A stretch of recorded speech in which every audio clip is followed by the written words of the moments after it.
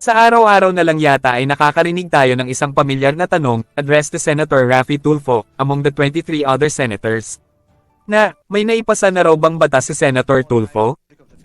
Kala yata talaga ng mga yon, na mga hindi makaintindi, at basta na lang makapuna, ay napakadali lang ang pagpapasa ng batas.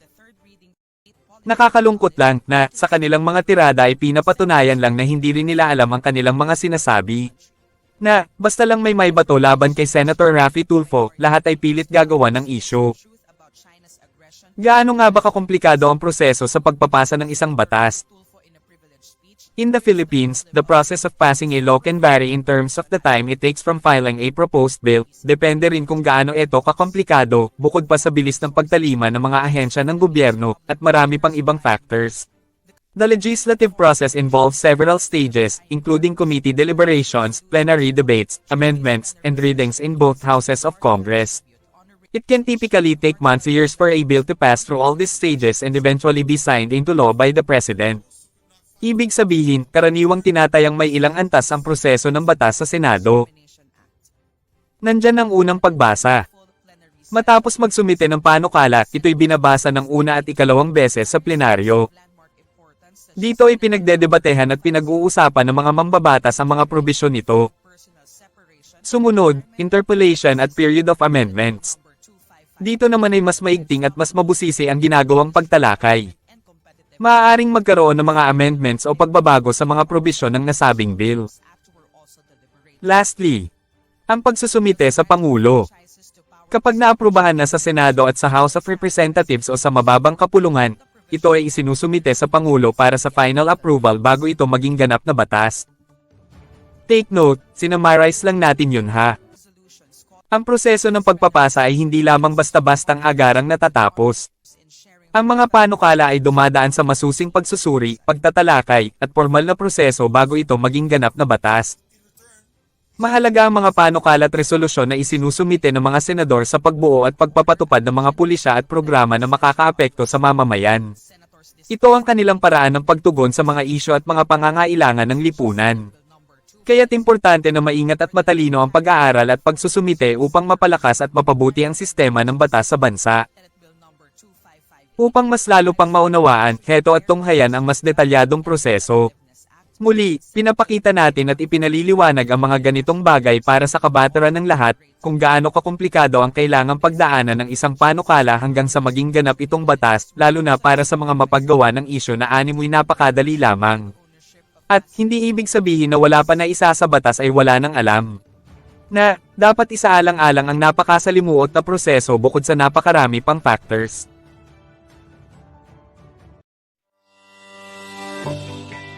How are laws made? In the Philippines, a law starts off as a bill filed in Congress. It then goes through a process which culminates with its submission to the President for his consideration. Once signed, the bill thereafter becomes law. To learn about how this process works, we have to first look at the Congress of the Philippines. Congress is divided into two chambers. The House of Representatives, which is composed of district and party list representatives,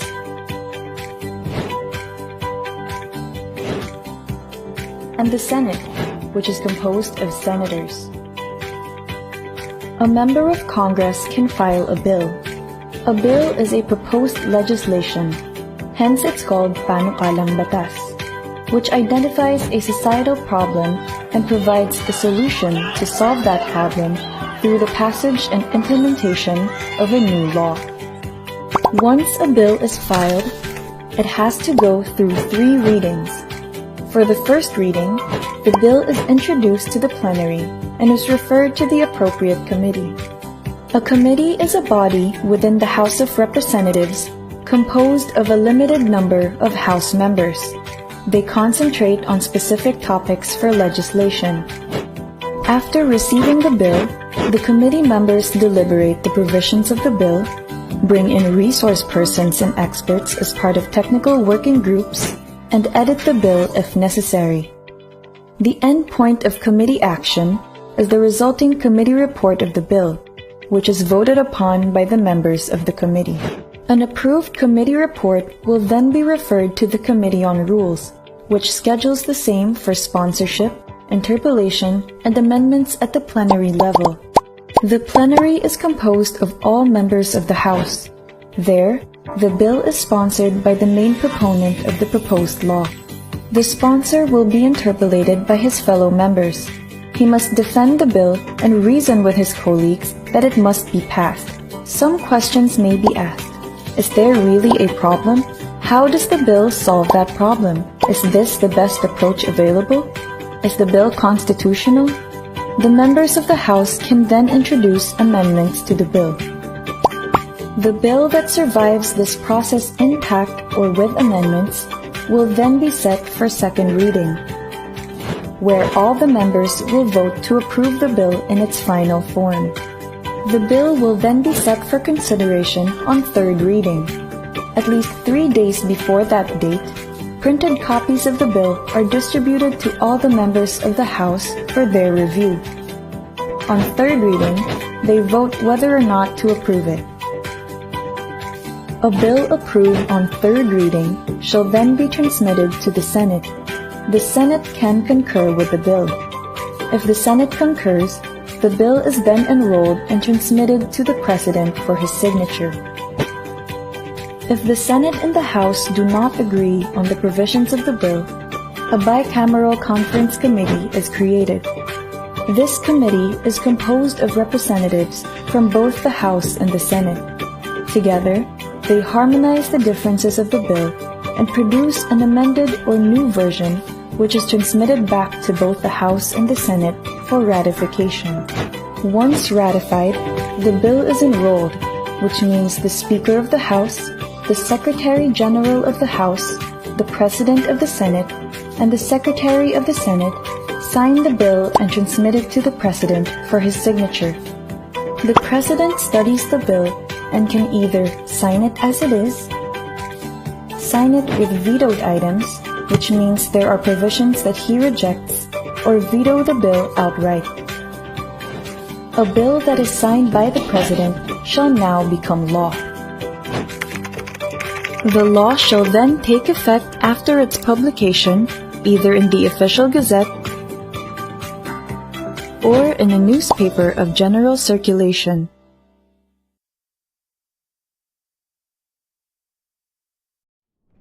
Ayan, pag hindi pa rin naunawaan kung gaano kakomplikado ang proseso ay ewan ko na lang. Wala nang pag-asang makaunawa pa ang mga kumo-question kung sila'y nabubulagan pa rin ng kanilang hatred matapos ang pagpapaliwanag. Ngayon, tila nga ba ginagawang sukatan ng mga galit kay Senator Raffy Tulfo ang tungkol sa pagpasa ng batas? We're not trying to prove anything here, but we have to give consideration to know what's actually going on and the many other possible reasons behind it. Here, let me show you a report issued and published last year. This shows the summary of the performance of the Senate during the 19th Congress first regular session with date coverage from July 25, 2022 hanggang June 2, 2023. As can be read, as of the closing of the first regular session, he has authored 103 bills and 19 resolutions. Moreover, to alleviate the plight of the OFWs. Among the bills he authored include SB No. 2078 or the OFWs Financial Literacy Enhancement Act, and SB No. 2077 or the Balikbayan Hub Act establishing an OFW resting lounge in all international airports, kung saan, actually ay napapakinabangan na ng ating mga so-called modern-day heroes.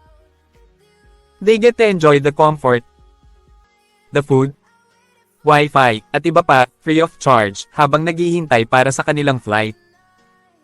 Talaga namang feeling VIP ang ating mga overseas workers.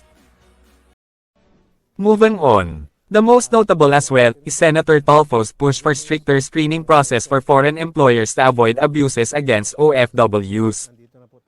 A true defender of laborers, Senator Raffy also filed SB No. 1696, providing a Magna Carta for barangay workers, including the TANODs, who have been neglected for the longest time in terms of benefits, salaries, and allowances.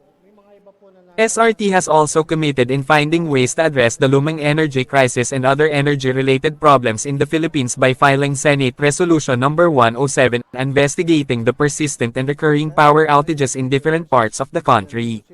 Another Senate Resolution No. 601 which looked into the power outages due to the lapses in transmission system.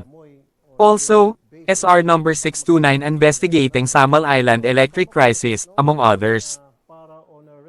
Alam nyo po, napakarami pa niyan. Sa ating pagre-review ng journal, nakakalula at talaga namang lalo akong napahanga. Narito ang ilan pa sa mga recent bills na na-e-file and authored solely by Senator Raffy Tulfo, bukod sa marami pa ibang resolution at panukala kung saan siya ay co-author. Upgrading the minimum salary grade level of nurses. Competitive remuneration and compensation packages for social workers. Upgrading the position of sanitation inspector to a higher salary grade.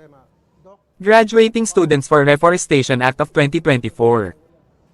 Salary Standardization Law. Philippine Geriatric Center Act.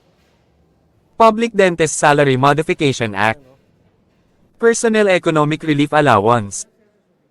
Overseas Filipino Workers Remittance Protection Act.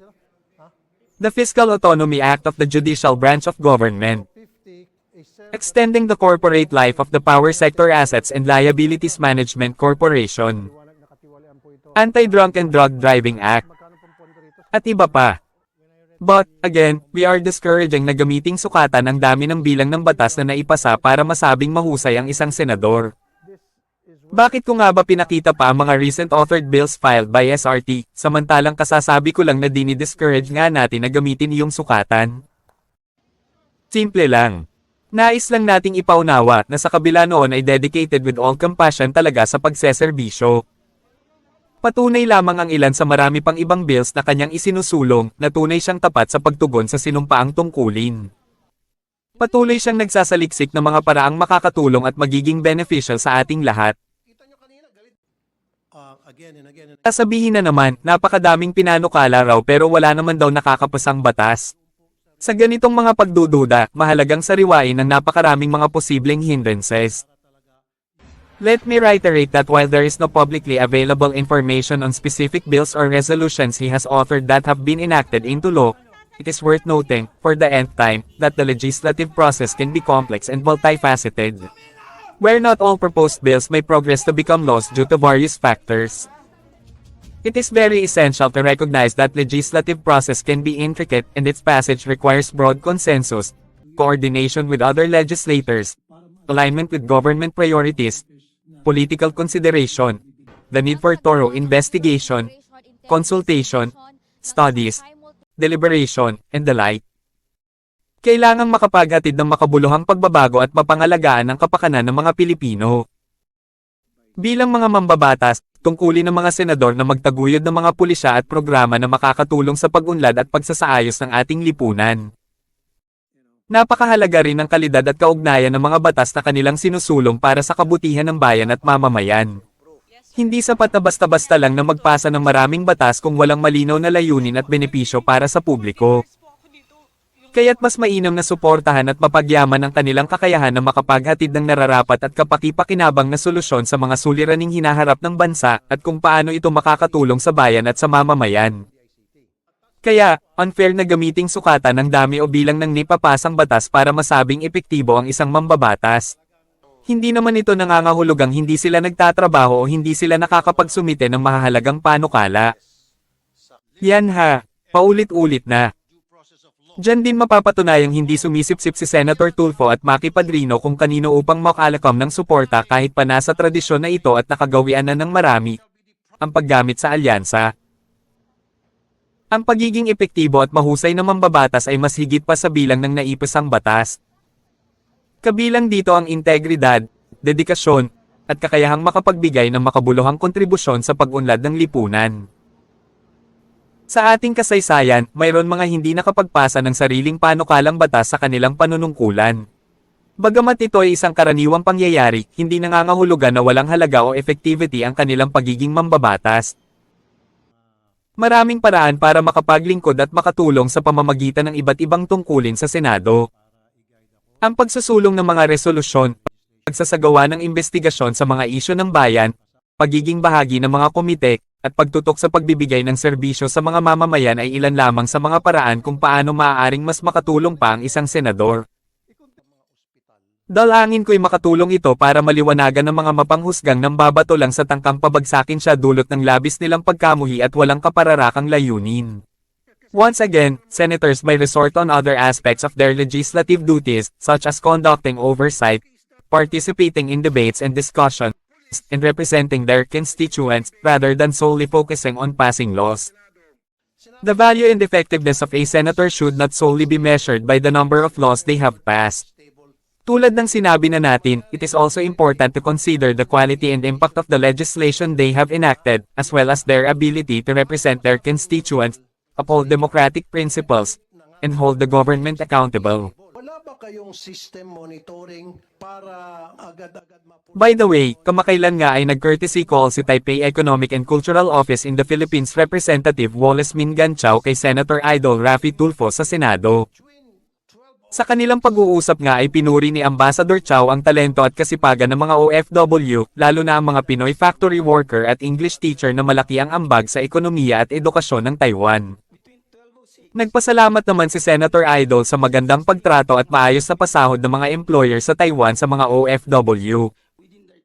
Ikinatuwa rin ni Senator Idol ang binanggit tungkol sa Filipino Young Farmer Internship Program sa Taiwan na magtuturo ng modern farming technique sa mga kabataang magsasaka.